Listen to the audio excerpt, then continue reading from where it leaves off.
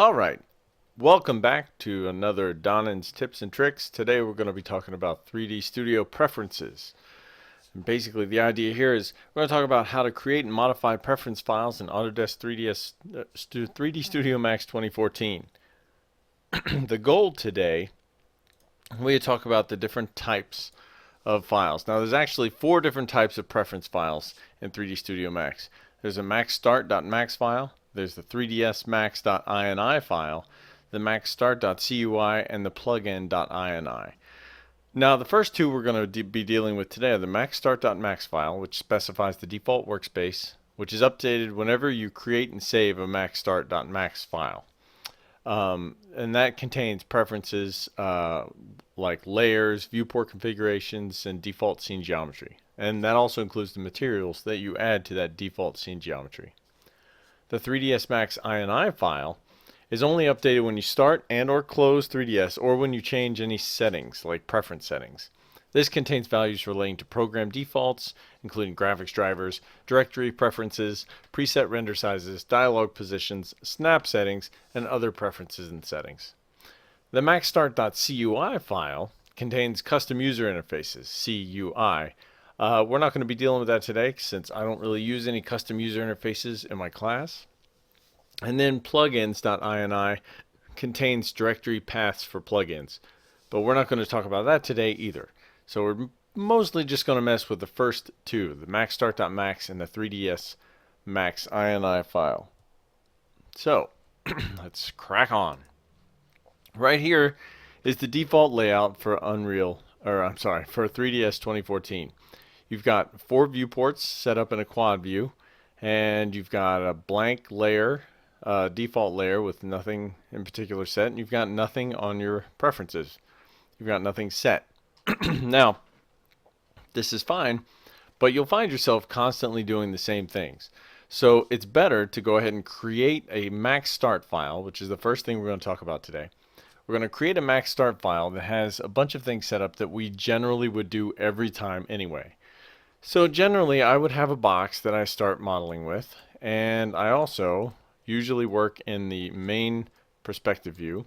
I hit front, I put F for front. I also generally have a plane for my concept art that's in the background. Alright, and usually I make sure that's set down to one segment on both directions, and then I take it and I move it way back. I'm going to change the color just for whatever.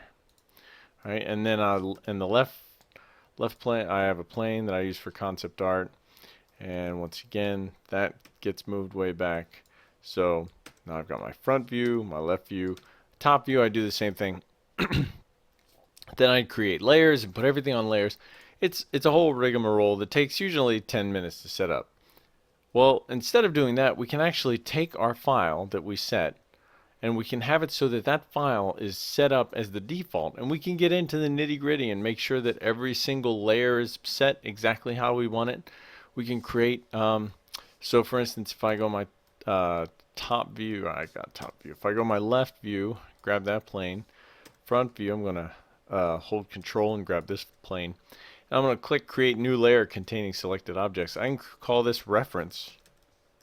Oops. Reference layer. And there's my planes. I can label them and I can make sure that they're frozen and they don't render. Like all of this stuff. I can do this ahead of time and save myself 10 to 15 minutes at the beginning of every project. That's a great way to do it. And the way we do it is once we have it set up exactly how we want it. Let's say we want to create a material. This is going to be a modeling material, so we're going to change the color to like yellow, which is a bad color. Yellow's bad because it's too close to white and it's hard to see your edges here. Red's bad too. Red's bad because when you select an edge, it's red, so it's hard to tell what you've selected. So anything between purple and green, those are all good. I'm just going to use purple, and I'm going to change the opacity to like 50 so I can see through it. What did I do? I said there. Okay. So front. So now I can see through my concept art. I also want like a consistent colors, or maybe let's do shaded. That's better. So now I can see through my modeling material, modeling object into my concept art. So it's just a lot better. So I want to save this. I'm going to go to File, Save As. Now I'm going to save this file in my documents underscore 3ds max scenes in my under my username. And if I save this as a max start file maxstart.max, hit save. Now every time that I start 3D Studio, it will automatically start with that file. Every single time. It will automatically look up that original file and then give me those defaults. Okay? Now, this is all great, especially if you really have a very specific setup you have in mind. If you like 2-up, maybe for animation, you want to have 2 windows that are multiple views and 1 perspective view that you can look at. That's great. But I personally have other preferences than this. Like, this is okay, but this doesn't have all the things I want. So in order to actually save a maxstart file that's useful, I'm going to go ahead and close down. Don't save. I could save. It would ask me where to save it because it won't overwrite my maxstart file. But I'm going to go into Documents, and then in 3ds Max, under Scenes, you'll find maxstart.max. Now that's the one I just created, and it is not good. I want the one that I had from before. I'll make sure that this is available. I'll link this in the comments or in the description of the video. I can close that now, and I can start up 3D Studio Max. Close. And I can, now when it starts up, you're going to see all the wonderful little things that I've set up for myself, and now for you too, that will allow you to get started modeling much quicker without having to wait and set up your preferences and your planes and all this other stuff. So all this max start stuff would need to be reset every time you reload. But now it's all set. So what I've got here is I've got a cube that's already named 20 Unreal Unit Cube. UU is Unreal Unit. I've got a grid set up, already set up. I've got the front view. I've got a plane in the back that's ready for concept art. It's already very boring 200 by 200 size that you can adjust. And I've got all my layers set up. I've got a bone layer, a mesh layer, and a reference layer. The reference layer contains all of my left, top, and front stuff, and it's not going to render, which is nice. And it's ready to be frozen. So once I put my concept art on, boom, all my layers are frozen. I'm ready to start modeling. Notice also that the mesh layer is active, so whatever I create will automatically get thrown on the mesh layer. I've got my cube. If you hit the material button, you can actually eyedropper the cube and get the modeling material, and it brings over the name. So all that stuff is contained in the max start file, and that's super nice. It just makes getting started so much faster. So be sure to download that, and that's our first part of the preferences. So that is the preference file for max start. Now the next setup is the max start or 3ds max.ini files. Now that file is created when you save preferences, and it can change from computer to computer where it should be. So instead of giving you that file, which is much more intricate and I'm less comfortable with, I'm just going to go through some of the settings that I use for the max start file. Okay, so the first thing we'll go through is the up here in snaps. So right click on snaps on the snaps toggle button, and you get grid and snap settings. Now in snaps you'll notice I have set grid points, vertex, and grid lines. I feel like this is a great way to get started. Now you could totally change it up to whatever you want. There are times when I snap to pivot. For instance, if I need to take a wheel and snap it to a bone, that's a perfect time to use a pivot point, because the wheel should have a pivot point set at its rotational pivot. And snapping that to a bone is really helpful, or snapping a bone to the pivot is really helpful. If I've got edge or segment, or if I want to snap something to a face, I can just turn these on and off. But on default, when I start up 3D Studio, I like to have grid points, vertex, and grid lines set. Next, under snap options, one thing that I found really frustrating when I first started using 3D Studio Max is the fact that this translation enable axis constraints is not on by default. If you're just starting 3D Studio, this is off. make sure you turn that on. If this is not on, when you go to move something, you can actually grab one specific arrow and only have it move. Notice how my cursor is going to the left and up. It only moves up. This is so helpful. I have no idea why this isn't set by default, but it's not. And this is one of the most important pieces under the Options tab, Enable Axis Constraints. Next is our home grid. Now, grid spacing, you can see perspective view grid extent. If I change this, you can actually watch it change in the viewport to 5. Now, if I leave it at 5, that means this square, this grid square that's laid down at 0, is exactly 100 centimeters. We'll talk about unit size here in a second, but if I change it to 10, it's 200 because I've got 10 out from each side. I like to leave it at 10, and I like to leave my grid spacing at 10. Major grid lines every 5 or 10. I haven't really noticed a big change here. And also inhibit grid subdivisions below grid spacing. So if you zoom in, you can tell that it keeps getting smaller and smaller. I usually don't find that I need that.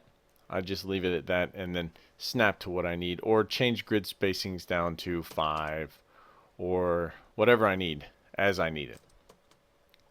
All right. User grids we're not even going to go into. So that is all in the snaps toggle section.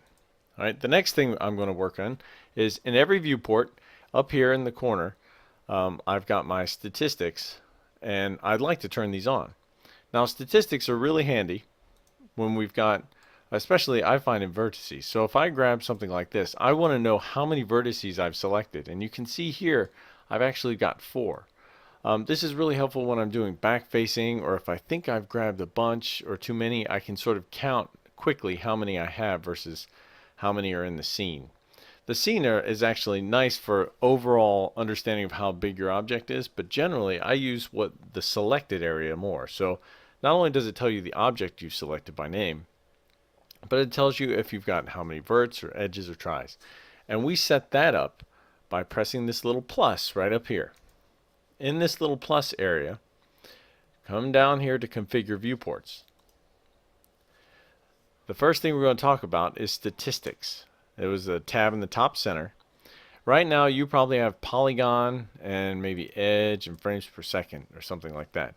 I find that triangle is more helpful along with edge and vertex, and I don't need frames per second at all because I'm not really concerned about how fast my personal computer is running. I'm more concerned about how fast the game is going to run.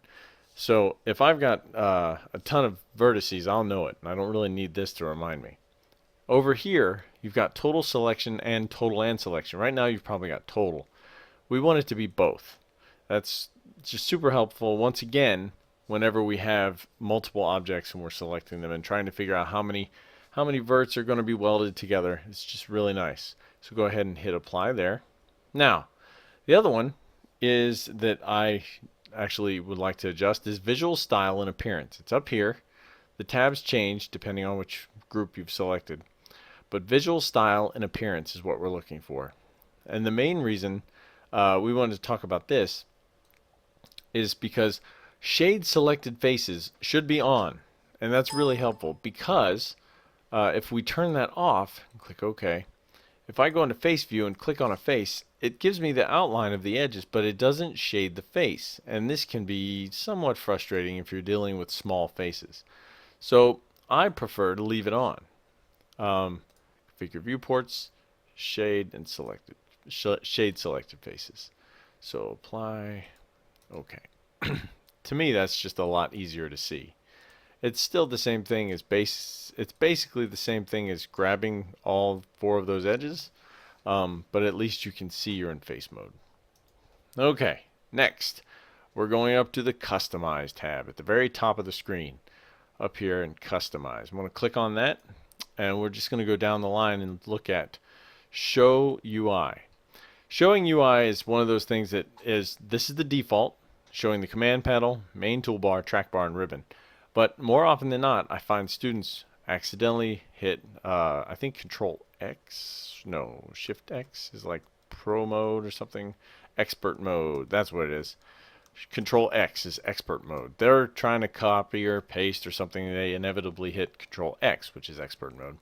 And what that does is it turns off a lot of your user interface, like that. And it's when you're just starting out, it's really nice to have all that interface information. So I would make sure that that's on. So once again, if you lose information, or if you lose your setup, go to show UI and make sure everything's selected except floating toolbars. Next, under unit setup, on down here, unit setup. Because the Unreal Engine is set up in centimeters, I generally leave all of my setup in centimeters as well. So by leaving that in metric centimeters, I know that whatever units I use here, if I know something is 20 units tall, that's 20 centimeters tall in Unreal. So I got an immediate understanding of how big something's going to be. All right. Then the last thing for the whole video is under Customize, Preferences, and then down here, General. Okay. So you go to Customize, Preferences, and you get to Preference Settings. This is a General tab. Should be what it defaults to. Right now, your scene undo might be 20. I think that's the default. And if I've made a mistake, it's usually, I don't notice it.